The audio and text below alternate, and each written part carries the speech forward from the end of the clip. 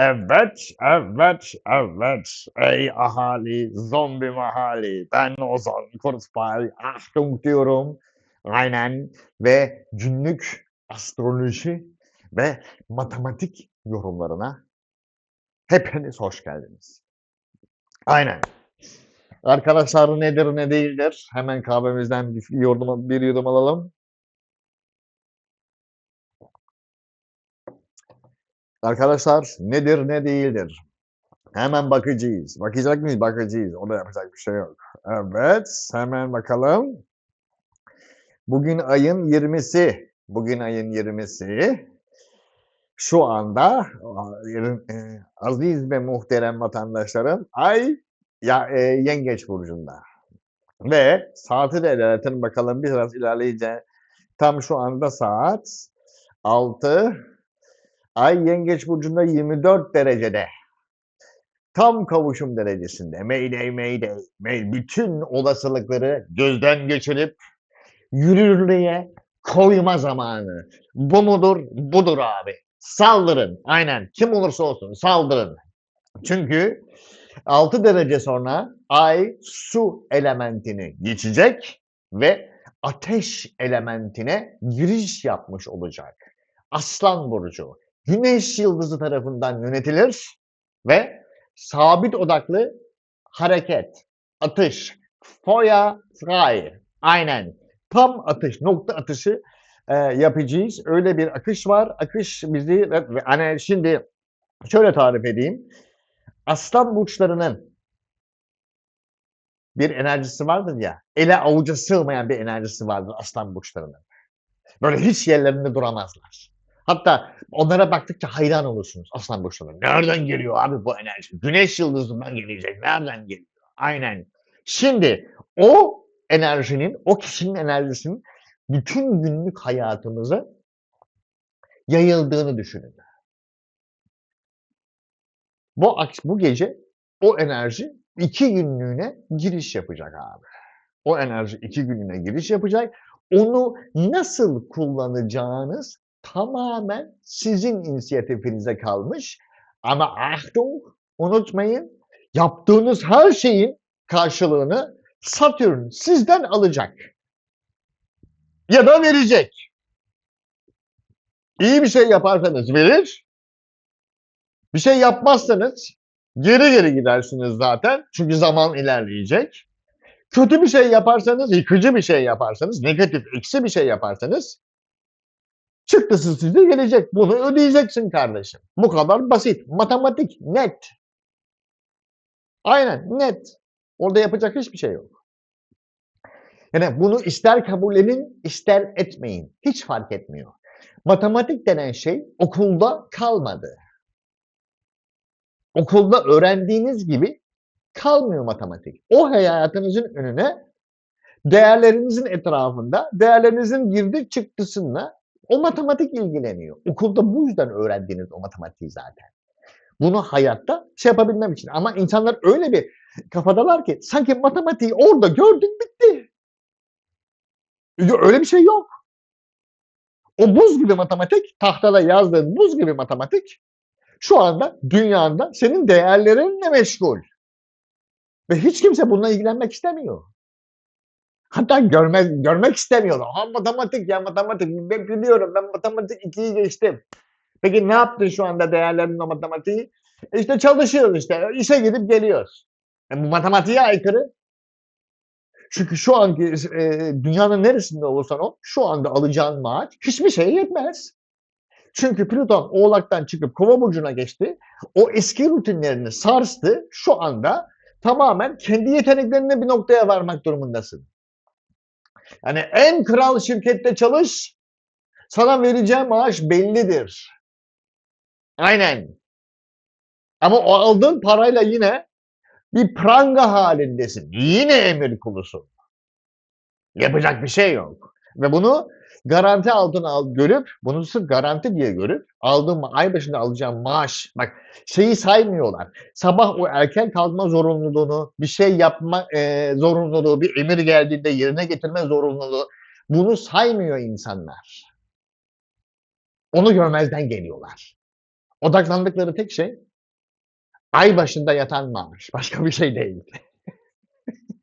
Ve bütün hayallerini, bütün evrimini, bütün algoritmasını başkasına veriyor. Sırf ay başında o maaş yatsın diye. Yatıyor mu o maaş? Oh bitti, rahatladım. Bunun peşindeler. Yapacak bir şey yok. Herkes kendi algoritmasının sonuçlarını yaşar. Hiç kimsenin ne yaptığı kimseyi ilgilendirmez. Ama bu ben söyleyeyim matematiğe ve evrime terstir. Aynen. Şimdi yarın ayın 21'i yarın ay Aslan Burcu'na geçiyor. Aha da burada. Ay Aslan Burcu'nda sabitte. Abi şu enerjinin güzel, şu açının güzelliğine bak. Bak buradan çıkıyor. Fortuna'dan çıkıyor. O kadar şanslı bir enerji ki. Nereye? Ya ha bu arada yarın Boğa burcu sona eriyor. Mayday mayday. Mayday mayday. Yarın Boğa burcu sona eriyor ve İkizler burcu başlıyor. Solar panele bakınca şimdi gördüm. İkizler burcu başlıyor. Yani tamamen düşünce, gelişim ve eylem. Düşünce, gelişim ve eylem. İkizler burcu. Sosyal medya, fırtına gibi iletişim, fırtına gibi bir akış. Güneş oraya giriş yapıyor. Plüton Kova burcunda ona destek veriyor. Çünkü o da hava elementi. O dönüşüme destek veriyor. Ben seni dönüştürürken sen geliş demek istiyor. Uranüs de orada. Yani bu ay Uranüs'le Güneş kavuşum yapacak. Muazzam bir ay olacak. Bunun kıymetini bilene abi. Bunun kıymetini bilene. Şu akışın, şu açının güzelliğine bak abi. Bak hayallerini Neptün Koç, hayallerini, yaşam alanındaki hayallerini yarın Ay Aslan Burcu'ndayken çok güzel bir şekilde destek alıyorsun hayallerini gerçekleştirmek için. Bunun kıymetini iyi bil. Çünkü Fortuna Kova Burcu'nda Güneş ve Uranüs'ün kavuşum, bak direkt kavuşumdalar. Güneş ve Uranüs kavuşumdalar. Yani uç nokta alan bulabilirsin. Ama değerlendirirsen. Uranüs kristal bir enerji. Ani enerji. Ani kırılma noktaları getirir Uranüs. Üst bilince hem de. Bulunduğun rutine bir kırılma noktası getirir. Bulunduğun dümdüz akan rutine bir kırılma noktası getirir. Sıçratır. Bundan insanoğlu pek haz etmez, hoşlanmaz. Çünkü rutinlerinin, konfor alanının bozulmasını istemez. Korkar. Ben buna alışığım, ben bunu kaybetmek istemiyorum. Ama yapmak zorundasın. Yapacak hiçbir şey yok. O kırılma noktasını yaşayacaksın. Bak tam kırılma noktası başlıyor. Ay Aslan Burcu'nu çat ilerletiyor. Yani böyle diye ilerliyor. Hem de hızlı bir şekilde kırılma noktası. O kırılma noktası önümüzdeki birkaç gün daha devam edecek. Olay sadece yarın Aslan Burcu buna dahil. Hava, ateş, hava elementi. Geçmişinden çok güzel kopup, seni tutan geçmişten çok güzel kopup, duygusal takıntılarını bu retroyla çok güzel bırakıp, üst bilinç olan Uranüs'e çok güzel, tertemiz, çok güzel bir giriş yapabilirsin diyor. Bunu kullanın abi. Bunu kullanın. Orada yapacak bir şey yok. Bunu kullanmak zorundasın. Yoksa kayıpların büyük olur. Tertemiz. Aynen. Şimdi yarın artı, fazlasıyla artı. Bir dakika dur şimdi. Venüs yengeçte eksi. Jüpiter yengeçte eksi matematiksel olarak. Başka eksimiz var mı? Mars Boğa burcuna geçti eksi. 3 tane eksi var abi. Bak bu kadar gezegen var. Sadece 3 tanecik matematiksel eksi değer var. Bir Mars yavaş yavaş sindire değerlerini yükseltiyor. Boğa burcunda çünkü. Stratejik hareket et, yavaş hareket et ve değerlerine odaklı hareket et. Mücadeleni oraya yönelik yap. Venüs de yengeçte diyor ki güvenliğimiz de olsun. Değerlerimizin güvenliği de olsun. İlerleyeceksin ama 3 hafta güvenliği de olsun. 4 numaralı evdeyim ben çünkü. Bunu baz al. Değerlerini güvende tut. Achtung. Sırf güvende tutma. Venüs'ün yengeç burcundaki yaratıcılık kısmını da ele al. Venüs yengeçte inanılmaz sezgisel ve yaratıcılık katar. Bu da hayatında ne kadar eksi varsa 4 numaralı evinde yani en güvenliğin alanda eksiyle eksinin çarpımı yap artı. Eksi eksi çarp artı. Eksi eksi çarp artı. Çünkü Venüs yengeçte eksi. Eksi eksi çarp artı. Eksi eksi çarp artı. Eksi eksi çarp artı. Ne oldu? Otomatik olarak değer alanın yükseldi. Mars da bunun peşinde zaten bu adam. Uranüs buna destek veriyor. Yani sen onu yaptıkça bir bakacaksın ki Uranüs bu bir taraftan, Plüton bir taraftan seni yükseltmeye başlamışlar. Lan ben 1 yapıyorum 3 yükseliyor. Neden? Uranüs Plüton orada çünkü. Ama ben hiçbir şey yapmıyorum. Bütün etrafım yükseliyor. Ben çöküyorum. Neden? Hiçbir şey yapmıyorsun çünkü. Hiçbir şey yapmıyorsun. Onlar yükseliyor, sen gitgide çöküyor. Yaşam enerjin çöküyor, ki enerjin, her şeyin çöküyor. Niye çöküyor? Hani ama en azından güvendeyim diyorsun. Ulan çöküyorsun, geri gidiyorsun. Matematik var, mantık var. Artık bunları hiç mi kullanmıyorsun? Şurası error mu? Hiç mi yaşamıyor? Ölü mü burası? Çünkü ancak o zaman görmezsin bunu. Aynen, net, tertemiz. Şimdi matematik kabak gibi ortada abi. Şimdi gelelim tarota. Sayın Koç burçları. Aslan sizin kaçıncı eviniz abi? 2. eviniz Boğa, 3. eviniz İkizler, 4. eviniz Yengeç, 5. eviniz Aslan. Yani sayın Koçlar, yaratıcılığı had safhada birleştir, Hadouken at. Aslan bu demek. 2 gün. Aynen. Mayday Mayday. 1 numaralı kart, 2 numaralı kart ve 3 numaralı kart. Diyor ki bak tılsımın ikilisi. Değersel dengeler oynuyor. Değersel dengeler oynuyor. Sadece hesabın tutmuyor. Çünkü Venüs yengeçte sezgisel hareket et der. Sezgilerini al, içgüdülerini al, algoritmana oturt, matematiksel karşılığını çıkar. Çünkü mutlaka bir matematiksel karşılığı var. Çıkar onu, ona ay kartının üstüne oturt o algoritmayı ve önüne gelen alternatif kanallarda seçim yap. Yoksa korkarsın, seçim yapmazsın. Korktuğun için, hesaplayamadığın için korkarsın, seçim yapmazsın. Algoritman çöker. Çünkü o seçimi yapmak zorundasın. Orada yapacak hiçbir şey yok. O seçimi yapmak zorundasın abi. Hiçbirini seçmiyorum. Bu bile bir seçimdir. Bu bile bir seçimdir. Hiçbirini seçmemek dahi bir seçimdir. Ama o karanlıkta durursan, çünkü seçmiyorum desen düz devam et. Seçmiyorum kardeşim, bitti. Yardırıyorum. Bu net. Ama bekleyeyim, ama konforum bozulmasın, ama şu olsun. İlerlemiyorsun bu durumda. Doğru mu? Karanlıkta kalıyorsun. Evet, niye? Algoritman tutmuyor çünkü. Matematiğin tutmuyor. O zaman geri gideceksin. Bu o zaman senin inisiyatifin dışında bir seçim. Ben seçmeme hakkımı kullanıyorum. O zaman geri gidiyorum, hakkını seçmiş oluyorsun'u anlıyoruz biz bundan. Matematiksel olarak. Doğru mu? Doğru. Net. O zaman bundan sonraki olan süreçte bize hesap sormaya hakkın yok. Hiç kimseye suç atma hakkın yok. Done. Bu.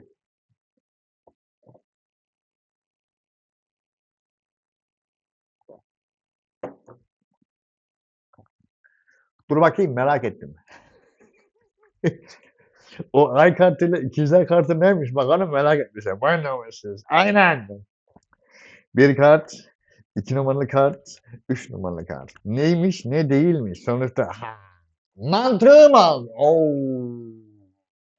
Mantığın neyini almıyor bir daha söyle. Mantığım almıyor. Bak sen. Vallahi Allah aşkına be. Vallahi yemin et. 2 gözün önüme aksın de. Hadi Allah aşkına bak. Allah adı verdi. Mantığım almıyor. Kendi kendime ihanet etmiş gibi geliyorum. Konfor alanım bozulacak diye, değil mi? Evet. Sıkı sıkıya sarılıyorsun oraya. Belki bakış açını biraz değiştirip, esneyip, bakış açını biraz değiştirip, ona göre, şimdi oldu. Şimdi görüyorum ama beynim yanıyor. Evet, çünkü normal beyninin çalışma standardını kırdın, esnedin, başka açıdan baktın. Beynin yanmak zorunda çünkü hep aynı şekilde çalıştırdın. O onu ezberledi. Hatta onun o şekilde çalıştığının farkında bile değilsin. Artık o kadar gitmiş. Kır, yanacak o beyin, yanmak zorunda. O yeni açıyla, bak o olur. O olursa tılsım onlusu da olur.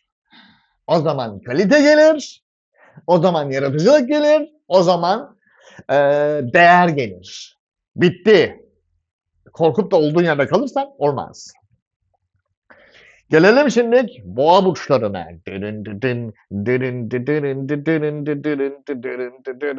2 numaralı ev ikizler, 3 numaralı ev yengeç, 4 numaralı ev aslan. Sayın boğalar 4 numaralı evinde gölgelerin gücü adına bakalım ne olacak. 1 numaralı kart, 2 numaralı kart, 3 numaralı kart sayın boğalar. Diyor ki sen kısa bir süre önce konfor alanını köklü bir şekilde yükseltecek haberler aldın mı? Evet.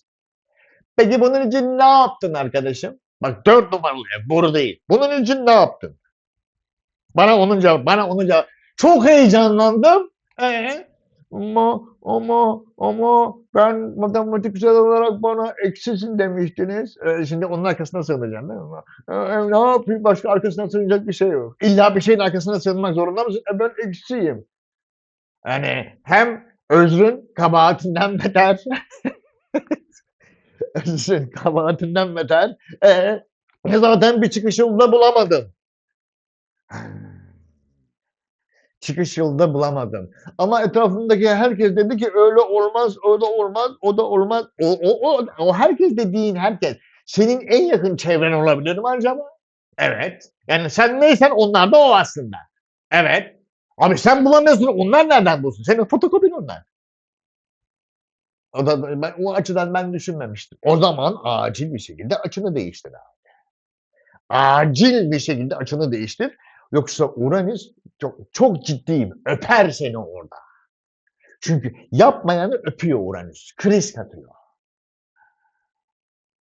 Çünkü yalnız dikey kırmıyor Uranüs. Aşağı doğru da kırıyor. O zaman kendine aykırı gelen doğruları bir gözden geçirme zamanı gelmiş Sayın Boğa. Asla yapmam dediğin şeyleri bir gözden geçirme zamanı. Aksi takdirde duygusal, bak bu köklü konfor alanıdır ticari hayatta ama duygusal hayatta da panik atağı temsil eder. Hangisini tercih edersin 4 numaralı evinde? Çek bakalım tombala. Hangisini? Çeker mi? Ben çekeyim mi onu? Bir çekeyim. Ben mi çek? Dur bir dakika. Dur. Çek.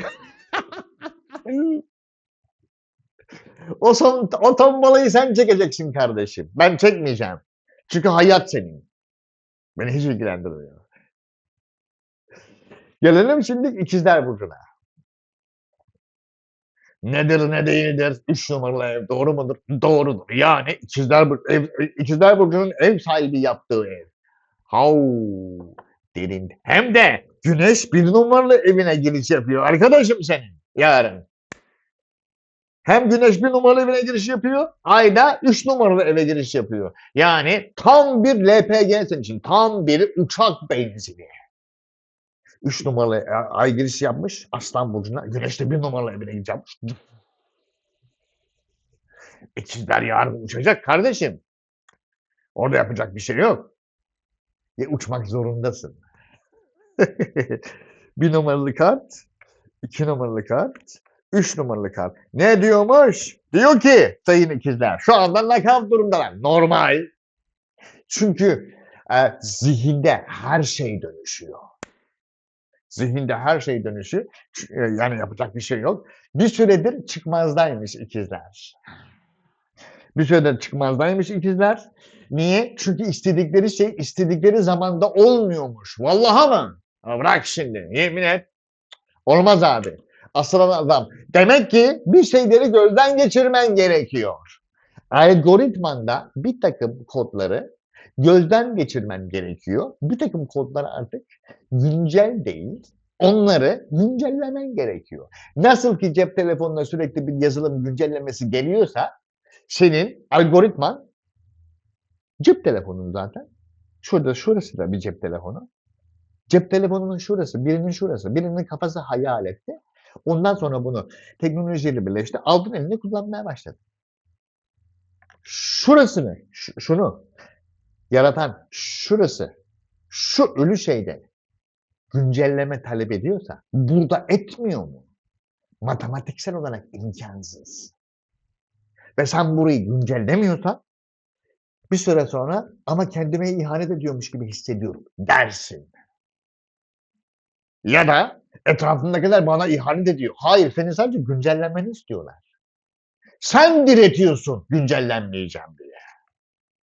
Hem güncellenmek zorundasın, hem kendine yeni sınırlar çizmek zorundasın. Kılıçların kralı öyle der. Kendine yeni sınırlar çizmek zorundasın. Niye? O yeni güncellemeyle o sınırlar değişecek. Onlar da güncellenmek zorunda. Matematiksel olarak aksi imkansız. Yapacak bir şey yok. Bu da adım adım nasıl ilerlendiğini gösteriyor. Ay bak şimdi, dünkü yorum bambaşkaydı. Ay yengeçteydi. Şimdiki yorum ay aslanda. Ve güneş dün boğa burcundaydı. Yarın ikizler burcuna geçmiş olacak. Arkadaşım zaman hiç durmuyor. Sen Satürn'ün sana uygun gördüğü gibi kendini geliştirmek zorundasın. Bütün videoları tek tek izleyebilirsin. Bir sonraki video bir öncekinin sonraki adımı. Hep bu şekilde gider. Hep bu şekilde gider. Bunu videolarımı teker teker izleyebilirsin. Orada yapacak bir şey yok. Lan neyi mi kaçırdın? Aç videoyu izle. Aha ben bunu kaçırmışım. Ya.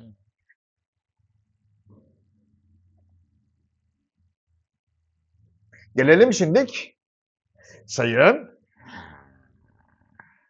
Neydi o? Yengeç burçları. Oho.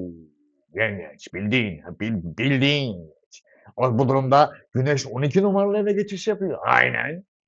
Yarın Güneş 12 numaralı bütün karanlığı aydınlatıyor. Yani dön bak bakalım nerede sıçmışsın. Çünkü 12 numaralı ev geçmiş evin arkadaşım. Ben bunu temiz sıçtın zaten. Ona bir şey demiyorum. Ama şimdi bunu senede bir kez bunu güncelleyebilirsin Sayın Yengeç. Çünkü senede bir kez ikizler burcuna geçiş yapıyorum. Senin 12 numaralı evine. Senede bir güncelleyebilirsin ve o 30 gün başlıyor yarın. Hadi. O 30 gün başlıyor. Hazır ayda değerler evindeyken, 2 numaralı evindeyken ben olsam bu fırsatı kaçırmazdım. Çünkü kaçırdığın an Uranüs ikizler burcunda sana çelme takacak arkandan. Çünkü onda 12 numaralı evinde. Net. Matematiksel bir netlik bu. Olmak zorunda abi. Bakalım şimdi Sayın Yengeç nedir ne değildir. Çünkü Uranüs bulunduğu eve göre sana o krizi yaratır. Senin 12 numaralı evinde. Sahibi kim? Balık. Nasıl? Çelme takarak gider. Tık. Birden arkana düştüm. Niye düştüm? Beni unuttun da ondan. Arkandaki unuttuğun şeyler. Uranüs'ün bana verdiği yetkiye dayanarak 12. evde olduğum için sana çelme takıyorum yenge. Dam bitti. Müstahaktır. Diyecekler. 1 numaralı kart, 2 numaralı kart, 3 numaralı kart. Nedir ne değildir sayın yengeçler? Sen seçimlerini yaptın mı abi? Onlar kadar konuş. İkizler Burcu. Geçtiğimiz süre zaten yaptın mı o seçimleri? Bak bu unutmaman gereken şeydi mesela. Cesaret edebildin mi? Cesaret edebildiyse esneyip seçim yapmak zorundaydı. Yoksa sen seçim yapmazsan seçim seni yapar. Çünkü seçim seni yapar. O da öyle bir güzel yapar ki. Muah, muah, John Hatice. Muah, muah. Yengeç gibi götüm götüm kaçamazsın da. Orada yapacak bir şey yok. Uranüs çelmeyi takıverir tam sen kaçmaya kalkarken. Ondan sonra kalktıktan sonra ne oldu diye döner bakarsın. Sorumlulukların kardeşim. Ben onları unuttum. Bir an aşıklar kartıyla rehavete kapıldım ben. Yapacak bir şey yoktu. Ben duygunun kardinaliyim. Bir an rehavete gaza geldim ben. O uçak benzinini komple kendim için kullandım. Yapacak bir şey yok. Eee, o şemsiye ne yapalım o şemsiyeyi? O şemsiyeyi ne yapalım? Orada yapacak bir şey yok. Bak nasıl esniyor arkandan. Uranüs ikizlerde nasıl esniyor arkandan. Onu çok iyi bir şekilde ya sen satranç oynayacaksın ya da manipülasyona katlanacaksın. Ama o rehavetten uyanman gerekiyor kardeşim senin. O bir illüzyondu. Nereden biliyoruz illüzyon olduğunu? Çünkü arkasından kupaların yedilisi geliyorsa matematiksel olarak net bir illüzyondu. Bitti. Çünkü ondan sonra sorumluluk kısmı gelir. Orada yerler esiyor. Ortada hiç kimse kalmıyor. Ne oldu? Ne oldu? Seni gaza getirdiler değil mi? Aynen. O gaz mıydı? Ne olmuş gibi görünüyor sen? Neymiş gibi görünüyor sen? Gazmış. Evet gazmış. Gaz yapacak bir şey yok. Gazmış. Çünkü bu kartı sen yönetiyorsun zaten. Senin kartın. Yengeç. Gelelim şimdi sayı aslan burçlarının kendisine.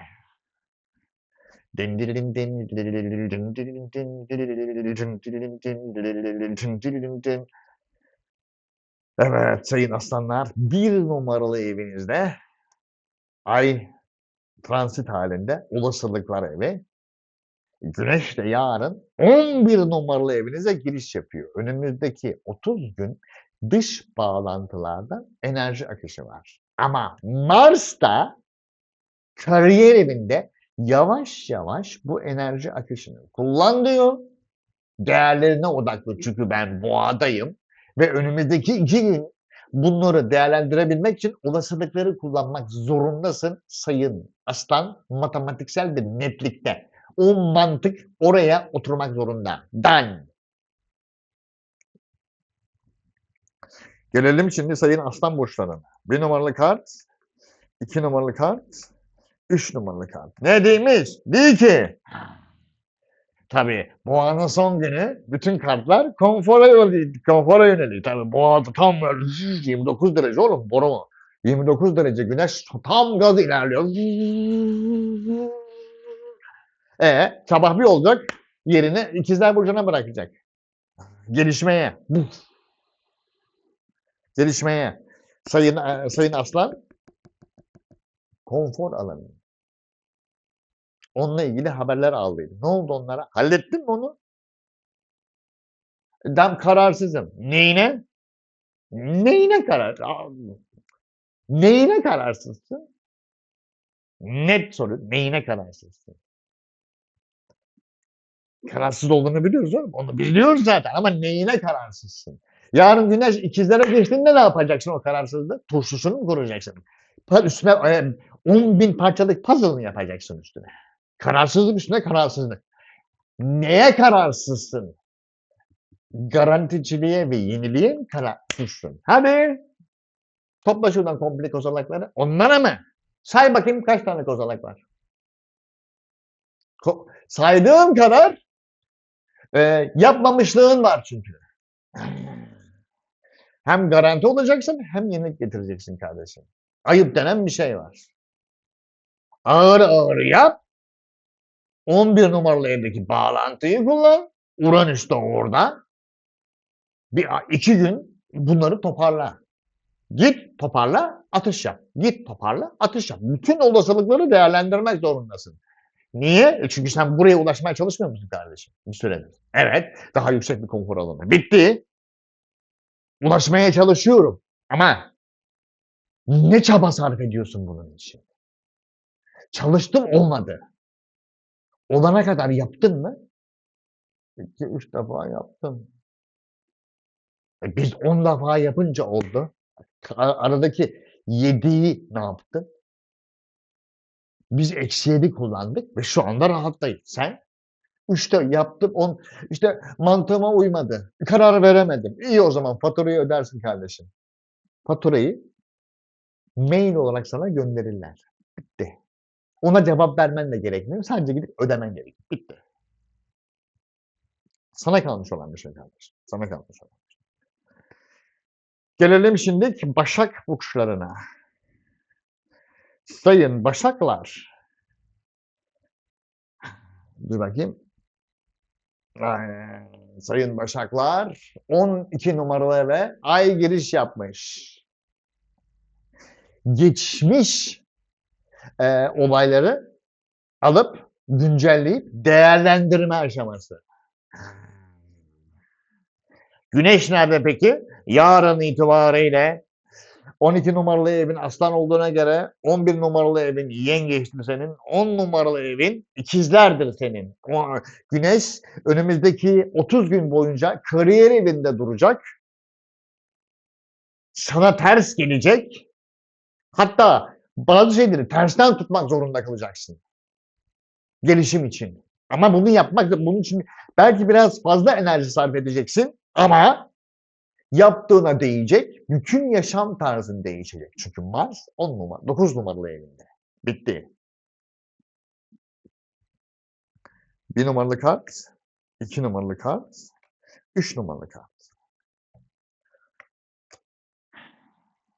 Bir süredir seninki değerlere odaklıymış zaten. Aferin, gözüme girdin lan. Gözüme girdin. Ya orada yapacak bir şey yok. Hem de bayağı ikili üçlü görüşmeler halinde orada. Hem de görüşmeler öyle böyle değil. Tılsım onu tam dediğim noktaya gidiyor Başak. Tam dediğim noktaya. 9 numaralı eve çam dikiyor. Değer dikiyor. Çünkü oraya dikilen bir değer 10 numaralı evdeki Uranüs'ün en sevdiği şey. Çünkü o değerler güncellemede getirir. Ve oradan alacağın gazla beraber Sayın Başak önün 2-3 kat daha fazla açılacak. Sen yeter ki görüşmelere bodoslama gir. Bodoslama gir o görüşmelere, oradan illaki verim ve değer çıkaracaksın. Yani bir tanesinden çıkarmazsan ötekinden 2 katını çıkaracaksın. Yani bir yer öbür tarafı tamamlayacak zaten. Orada biliyorsun arkadaşım, sana anlatmama gerek yok. Başaksın, esneksin. Yani katlana götürür onu. Matematik böyle algoritma katlana götürür onu. Orada yapacak bir şey yok. Onu çok güzel bir şekilde değerlendirmen gerekiyor. 3 kart daha açıyor. Niye? Çünkü benim de yükselenim Başak. Benim de yükselenim Başak. Kendini aşacaksın gerekirse. Kendi limitlerini aşacaksın. Niye? Kupaların kraliçesi için, yatırımlar için kendi limitlerini aşacaksın ve doğrularını aşacaksın. Her şeyini aşacaksın. Bütün doğrularını aşacaksın. Doğru bildiğin her şeyi aşacaksın. Çat. Vizyonunu genişleteceksin. Bitti. Ne oldu? Tertemiz. Uranüs kova. Tertemiz. Yardır. Uranüs ikizler, pardon, kova değil. Plüton kova. Tertemiz yardır. Kendi zihinsel limitlerini aş kardeşim. Hakkındır. Gelelim şimdilik sayın terazi burçlarına. Nedir olayı? Olayı nedir? Ay 11 numaralı evde. Oh, şov var yani. Aynen şov var. Şov var. Peki aslan orası, yengeç 10 numaralı ev. İkizler 9 numaralı ev. Ve güneş oraya giriş yaptı. Ufka mı giriş yaptı tam? Tam ufka. Bütün yani tam yaşanmalık alan. Tam yenilik alanı. Tam konfor alanı. Tam premium high level. Aynen. Premium'un üstü bak. Premium high level. Done. O zaman onun için gerekli olan kaynakları bul. Hemen yapıştırıyorum. Yapıştır. 1 numaralı kart, 2 numaralı kart, 3 numaralı kart. Ne diyormuş? Ne dedim ben biraz önce? Aha. Premium high level. Aha bak, onu görüyordun zaten sen. Onu bir süredir görüyoruz zaten. Bunun için ne yapmam gerekiyor peki bu premium high level'ı alabilmek için? yenilik yapman gerekiyor. Done, done, done. Bu level sona erdi. Bu level'da game over. Matematiksel ve algoritma bu algoritma artık bunu kesmez. Benim bu algoritmayı güncellemem lazım yoksa yemem. Orada sittin sene geçmez bu. Orada sittin sene geçmez. Ama kendi kendine bir söz vermen lazım Sayın Terazi. Nedir? Kararsız hiçbir adımda no mercy kendine. No mercy. Yardıracaksın. Kılıçların ikilisi. Yardıracaksın. Hiçbir şekilde durmak yok. Açayım kılıçların ikilisini. Aç da gölgelerini. Hadi. Bir numaralı kart ne diyormuş? Gerekirse yeni düzen inşa edeceksin bunun için. Gözden çıkaracaksın her şeyi. Yardır. Gözden çıkar. Parça pinçik et. Parça pinçik et. Gerekirse yatırım yap. Aynen. Gerekirse yatırım yap. O yatırım seni dalgalı bir sürece sokacak ama sonra millet tıpış tıpış gelmeye başlayacak. Tertemiz. Tertemiz. Sayın Terazi. Tertemiz bir şekilde kendi önünü açıp ufka bakıp yardırıp tıkır tıkır tıkır tıkır tıkır tıkır hangi tıkırlarla? Garanti tıkırlarıyla. Sana ufka odaklan, önünü görmezden gel diyen yok. O zaman matematik şaşar, ayağın kayar. Bitti. Adım adım. Gelelim şimdi Sayın Akrep Burç kardeşim. Akrep Burç'una. Ay 10 numaralı ev olması lazım. Say bakayım geriye. 12 numaralı ev Terazi. 11 numaralı ev Başak. 10 numaralı ev Aslan. Ay 10 numaralı evde Aslan'da. Kariyer evin.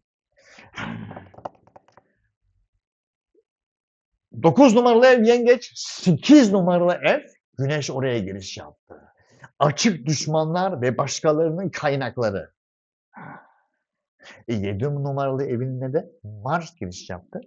Ciddi manadaki değerleri, üretimi, başkalarının finansal kaynakları üstünden gelecek olan enerji, önümüzdeki 2 gün kariyerinin ne tarafa doğru gideceğini belirleyeceğin yer Sayın Akrep.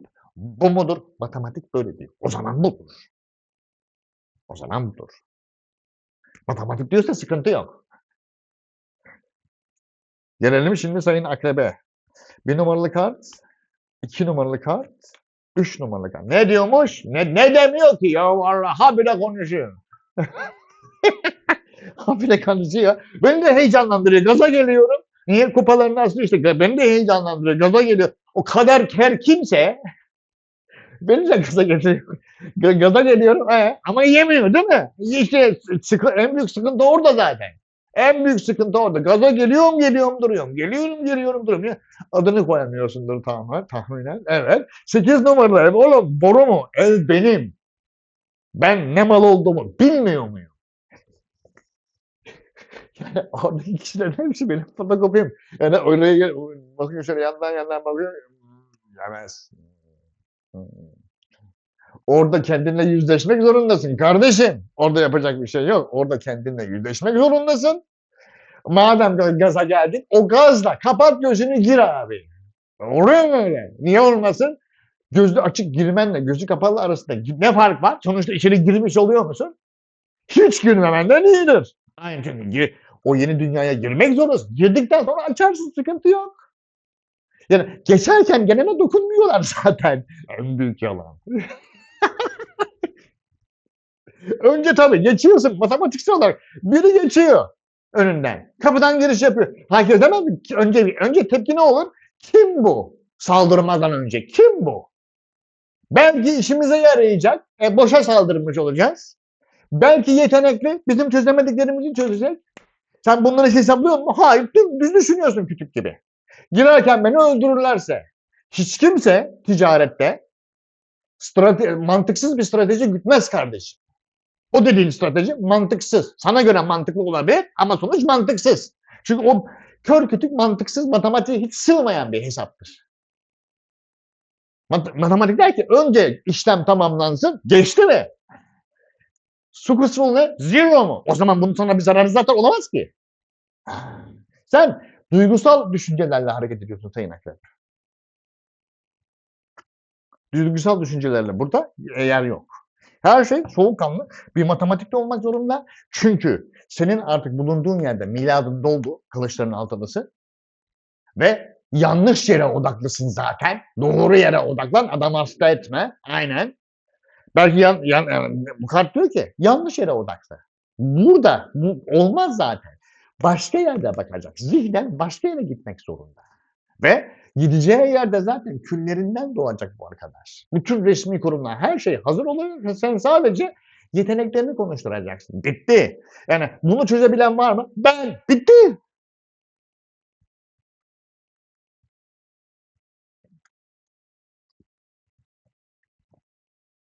Ne çöz diyecekler sana. Al karşılığında değerleri. Yani bizim bu yeteneğin çok hoşumuza gitti. İstiyorsan bizim dünyamızda kalabilirsin. Nokta. Gelelim şimdi yay burçlarına. Sayın yaylar nedir durum? Bildiğin gibi değil ya. Ne oldu? Güneş 7 numaralı eve girdi zaten. Hani girmez olaydı. Ben ne güzel sallıyordum her şeyi. O iyi halt etti de girdi. Oğlum o oraya girmese Mars 6 numaralı evine girdi. Onu seve seve yapacaksın oğlum. Boğa burcuna girdi. Tertemiz girdi oraya. Ayıp denen bir şey var ya. Sana da iyilik yaranmıyor ha. Aynen. Aynen 9 numaralı evinde. Hesap soruyor sana. Hayatını, anlamını, yaşam tarzını ne yaptın? Onu da mı erteledin? İşte onu erteleyemezsin. O yemez. Çünkü 9 numaralı evin sahibi sensin. Yemez. 1 numaralı kart, 2 numaralı kart, 3 numaralı kart. Ne diyormuş? Diyor ki bir süre önce aldığın fırsatları ne yaptın sen ya? Cümle kur. Ben görüyorum o fırsatları burada. Ne yaptın onları sen eline yüzüne bulaştırdın. Ya öyle bir tartışmaya girdik ki o tartışmanın düellosu gelecek şimdi. Ciddi mi? Revenge. Hadi canım. Aynen. Kılıçların üçlüsü oğlum. Boru mu? Şimdi onun dönüşü gelecek. Ve o dönüşte asıl alman gereken değeri alacaksın. Yeter ki burada uzlaş. Bak bu kart ne diyor? Bu kart ne diyor? Yanındaki 2 kılıcı da destek diye yanına al diyor. Yoksa burada 3 kişi olmazdı zaten. Bir ortadaki asıl şahıs ve sağdaki soldaki enerjiler. Yani ben daha iyi biliyorum egosunu bırakman gerekiyor bir kenara sayın yay. Aksi takdirde Mars 6 numaralı evde kendi organizasyonunu, kendi enerjini, kendi algoritmanı iptal edersin diyor. O zaman da o fırsat olmaktan kaçar, kendini kandırırsın. Hem de o kadar güzel kandırırsın ki ruhun duymaz. O yüzden tertemiz bir şekilde o algoritmayı çalıştırman gerekiyor o kişilerle beraber. Kendine verdiğin değeri, yani kendi yapacağın hareketi kendine beğendirmen lazım önce. Yani bak şu bir beğenme değildir. Nasılsa işe yaramaz. Bu bir beğenme değildir. Abi öyle bir şey yaptık ki 2 kişiyle beraber. Nasıldı? Çok hoşuma gitti ya. Çok hoşuma gitti. Bu ya beğenmektir. Öteki beğenmek değildir. Üstünü kapatmaktır. Gelelim şimdi sayın Oğlak burçlarına. Kaç numaralı? 4 numara, 3 numaralı ev. Aynen 3 numaralı ev. Dur bakayım. Ay 3 numaralı evde mi? 2 numaralı ev Kova, 3 numaralı ev Balık, 4 numaralı ev Koç, 5 numaralı ev Boğa. 5 numaralı eve Mars giriş yaptı. 6 numaralı eve Güneş giriş yaptı. 8 numaralı eve Aslan giriş yaptı. Yani 2 gün başkalarının finansal kaynakları üstüne gideceğim. Evet. Bunların üstünden 5 numaralı evdeki Mars'la, Boğa burcundaki Mars'la kendi kaynaklarımı üreteceğim. Aynen öyle. Aynen öyle. 6 numaralı evdeki Güneş'le de bunu organize edeceğim. Tebrik ederim. Hadi canım benim. Hadi.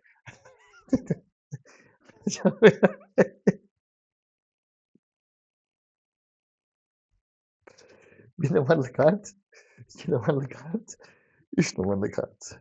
Diyor ki ama bir şartımız var Sayın Oğlak. Bir şartımız var.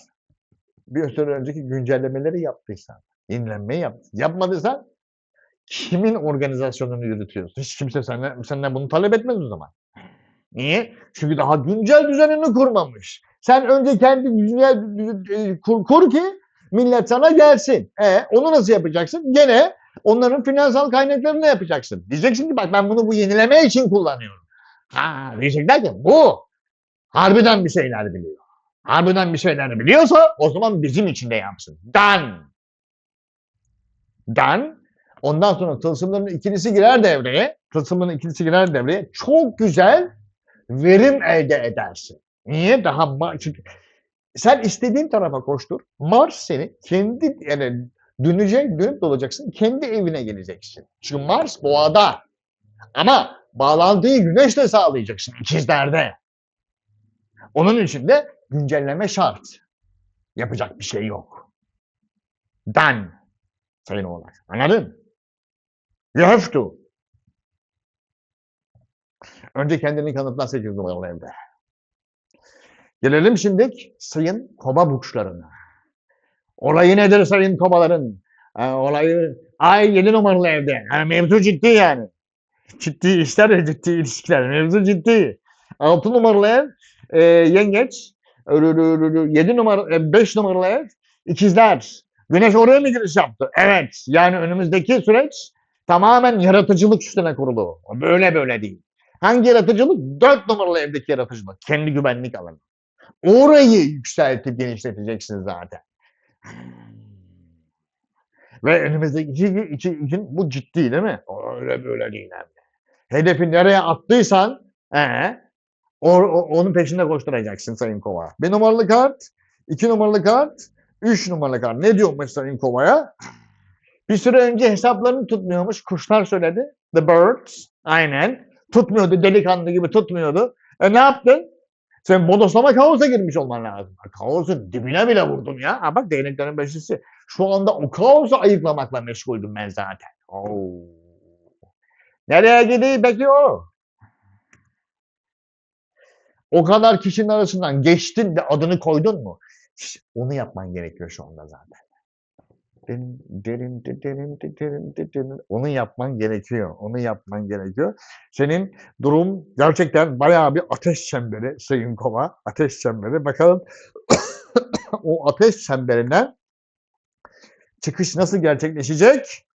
Mücadeleye aynen devam edersen ve şanslarını çok iyi bir şekilde değerlendirirsen. Bu modu budur. Baktın ki matematiksel eksi o bir şans değildir.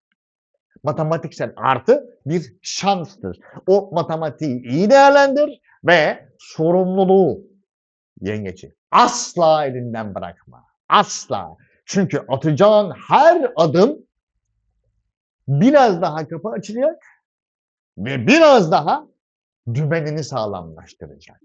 Sen yeter ki o kaosun içinde kal ve yapman gereken şey ben bunu istiyorum de. Dediğin zaman gitgide yükseleceksin. Orada yapacak hiçbir şey yok. Yani yükselmeni engelleyecek hiçbir şey yok yaptığın takdirde. 2 numaralı ev balık, 3 numaralı ev koç. Satürn orada. Yakın çevrende. En disiplinli şekilde gideceksin. 4 numaralı ev boğa. Mars oraya giriş yaptı. En güvenlik alanına. Onun için mücadele edeceksin önündeki 2 ay. Ve Güneş de 5 numaralı evine giriş yaptı. Yapıyor ya. Bütün yaratıcılığına ve sosyal medyaya. Bu mudur budur sayın kova. Yardır.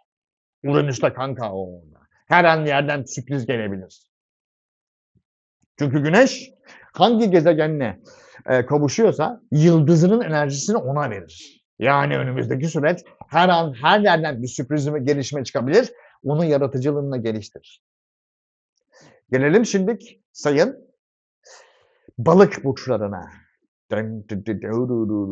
2 numaralı ev koç, 3 numaralı ev boğa. Yakın çevreye boğa giriş yaptı. Yani yakın çevrede değerler yaratacak. Tamam, orası güzel. 4 numaralı eve güneş giriş yaptı. İkizler burcunda. Yani en güvendiği alanda en merkez alanına bütün evrenin ısısını ve enerjisini sağlayan güneş giriş yaptı. O muhteşem. Biz de onu diyoruz zaten.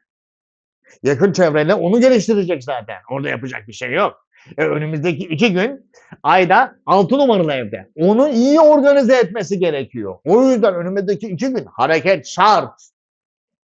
Yapacak bir şey yok. O hareket oraya şart. 1 numaralı kart, 2 numaralı kart ve 3 numaralı kart. Ne diyormuş sayın balıklara? Kutlama dolu haberler geldi ama o değnek akışını, enerjisini sarf edersen gelecek. Ama işte burada olmazmış. Nerede olursa oraya gideceksin zaten. Gitmek zorundasın. Orada yapacak hiçbir şey yok. Orada yapacak hiçbir ama değerlerin oynayacak. Durursan da ölecek. Hangisi daha iyi? Baştaki dengesizlik ve sonraki konfor alanı mı? Sonraki daha iyi olan konfor alanı mı yoksa ölen konfor alanı mı? Hangisi? Tembellik değil mi? Aynen. Aynen. Tertemiz. Tertemiz. Şu alanı açalım. Orası tertemiz tembellik ya. Cillop gibi. Şu alanı açalım. Ne diyormuş? Yolun tamamen açık diyor. O zaman sen neye tırsıyorsun kardeşim? Hiç boka tırsmıyor. Tembel. Kupaların kraliçesi. O duygularını yaratıcılığa kullanman gerekiyor kardeşim. Aynen. Ve kendini ispatlaman gerekiyor ilk etapta. Ispatladın mı? Bitti oğlum. Ispatladım. Bitti. Tertemiz geçersin ondan sonra. Arkadaşlar ben yoruldum. Benden şimdilik bu kadar. 1 saat oldu neredeyse. Kaptırdım gidiyorum. Sonraki videoda görüşmek üzere. Şimdilik herkese arrivederci. Eyvallah.